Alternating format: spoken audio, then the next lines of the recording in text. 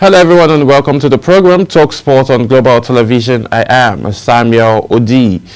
Many thanks for joining on today's edition of the program. Sadly, the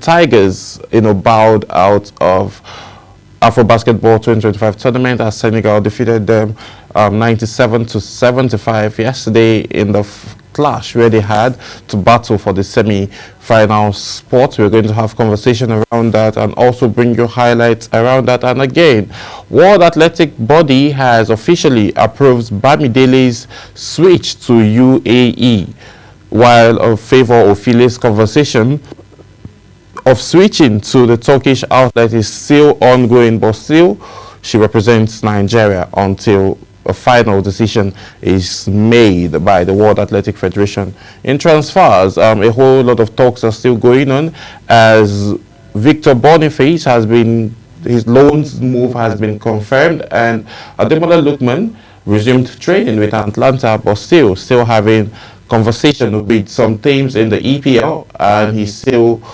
insisting on making a switch away from Atlanta. And then Nigeria also won lots of gold medals at the CAA Regional 3 tournament currently ongoing in Ghana. So we'll be having all of this conversation. And again, Antetokounmpo put up a massive show at the Euro FIBA Basketball Championship ongoing still. And then we are looking at actions around the US League, where Sanchez said no problem, no mercy, no problem, and he had to score twice from the penalty spot in both halves that gave his team the win above their compatriots. So we'll be having all of these conversations and more on today's edition of Talk Sport. And like we always do here, we start from the home front, and we're starting today's edition with the World Athletics approves Bamidele's UAE switch. World Athletic Federation has approved the nationality switch of 400 meters sprinter Emmanuel Bamidele from Nigeria to United Arab Emirates, paving the way for him to compete under the new flag. The change was confirmed on the governing body's official database, with the 26-year-old listed as eligible to represent the Gulf nation. His first race under UAE flag will be the men's 400 meters invitational at the Bourso Diamond League Finale, a non-point event where he is set to face 6 Belgian runners and Jamaicans Antonio Waston tomorrow. Bamidele's career has often been marked by controversies and abrupt shifts. In 2018, just weeks after storming to victory at the Nigerian Commonwealth Games trial in Abuja with a then personal best of 45.28 seconds, he disappeared from the national camp ahead of the Gold Coast Games. And then conversations and controversies sprouted up like this until this report reaching us, and then it's been confirmed that his switch has been made. Now, why are Nigerians switching to other countries to represent them? A whole lot in the Athletic Federation of Nigeria. Yes, we are not there yet, but the leadership and the LOC members of this committee are working towards perfection, working towards creating a safe haven for all of these athletes, and then their reward monies Nigeria, and also get proper medicine if they get injured. So on that note, we've seen a whole lot of individuals wanting to make switches or just disappear from camp and not just want to represent Nigeria again. We just hope that's what we'll see. What we're seeing now would be the last phase of moves like this by all of these athletes. So moving on, Uwazuwike set for Diamond League debuts.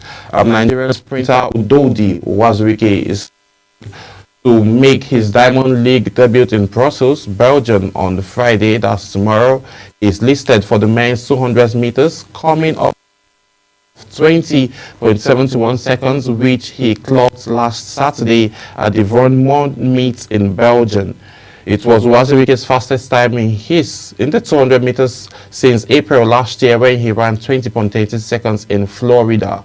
The 20.71 seconds was just 0.1 0.01 seconds shy of World Championship automatic qualification stands of 20.16 seconds. Wazirike will line up in a field which has Americans trio Christian Coleman, George Roberts, and Keat King. And then also being a champion and someone very determined to win, he's also going to put whatever he can, do all he takes to be able to finish at the podium, as he is set to participate in the Diamond League debut. So moving on, still talking athleticism, dominant Nigeria claims 25 medals at the CAA Regional 2 champs. The Team Nigeria came out top at the second edition of the Confederation of African Athletics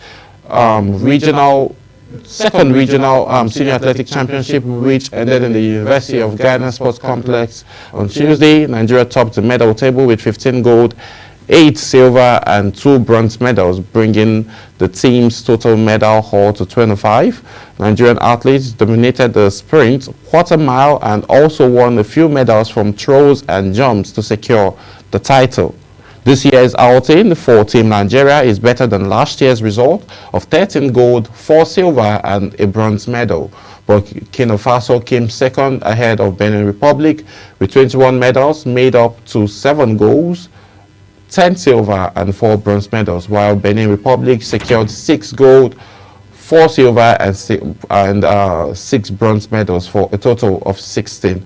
And host Ghana, who fielded 30 athletes, finished 4th with 3 gold, 11 silver and 9 bronze medals. Togo, Ivory Coast and Gambia were also on the medal log of the 2-day competition that attracted over 250 athletes from West Africa.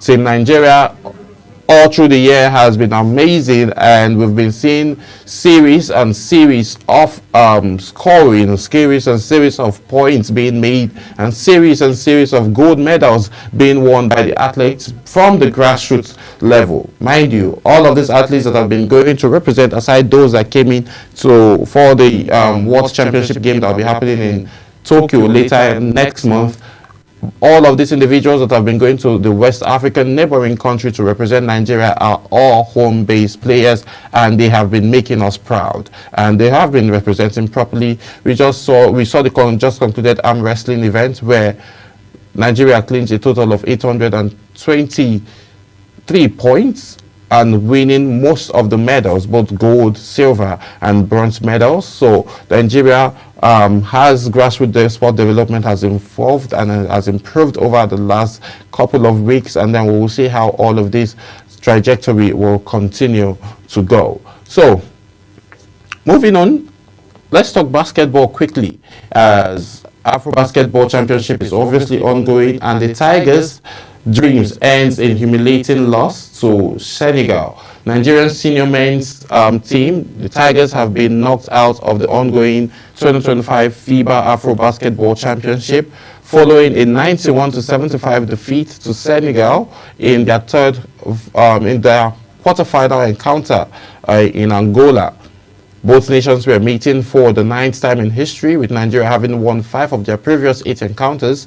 Between them, the 2015 champs had won all 3 round-robin games at the tournament against Madagascar, Tunisia, and Cameroon to finish top off Group B, while Senegal needed to go through a playoff against South Sudan to reach the last 8.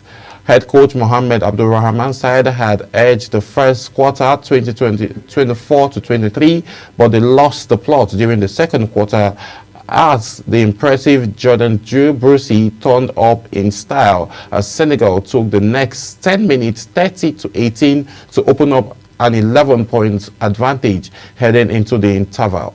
Upon resumption of the third quarter, the Francophone nation piled on the pressure, which ultimately paid divided as they won 23-13. However, the Tigers launched a thrilling comeback in the fourth quarter and the fourth and final quarter in a desperate bid to salvage their way in the tournament, but it was too late as they edged the Senegalese 20-15. So, losing the second and third quarter by a total of 11 points is actually, it looks small, but it's actually huge because coming back from an 11 points, coming down from 11 points down is actually something very big. Where that's when you don't have the likes of Steph Curry in your team who can literally take three shots, and then obviously you know that he was always going to score, and then you would be able to be certain that yes, 3 point is not a massive problem.